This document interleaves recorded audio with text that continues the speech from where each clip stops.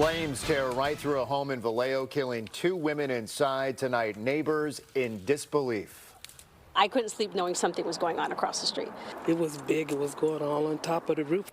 An early morning house fire ends in tragedy. Good evening, everyone. I'm Mike Meeback. And I'm Heather Holmes. The victims, both women, one in her 80s, the other in her 60s. That fire broke out just before 3 this morning on DePaul Drive, just a few blocks from the North Vallejo Community Center. New at 10 tonight, KTVU's Zach Sauce live in the city of Vallejo after talking with firefighters and neighbors. Zach.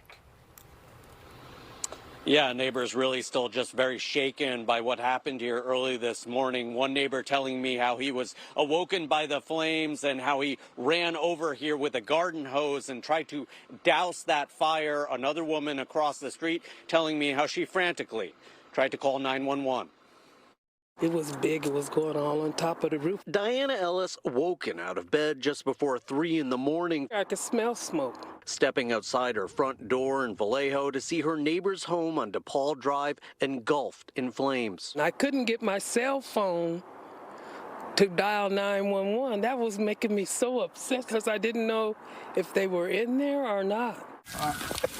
By that time, another neighbor had already called 911 and was trying his best to douse the fire with a garden hose. Firefighters arriving soon after and finding one woman in her 80s in the living room already dead. Another woman in her 60s was discovered unconscious on the floor in a back bedroom and rushed to the hospital, but firefighters say she too didn't survive. It was just horrible. Diana says she didn't know the women well, but when she saw them around the neighborhood, they were always friendly and helpful.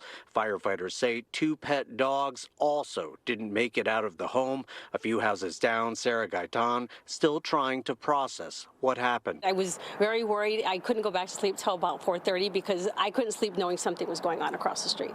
So, and now that I know what it was and the situation, now it makes it even more unsettling. Crews were able to put the fire out within 30 minutes, but the damage extensive. The fire starting in the front living room where neighbors first spotted flames bursting from a window. Workers spending the day boarding up the house.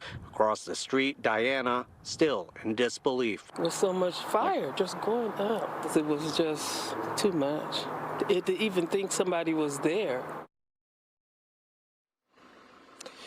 And firefighters still investigating the cause of this fire right now. As for the victims, their identities have yet to be released. But again, this all a real shock for this neighborhood where these women are being remembered as kind and well-liked.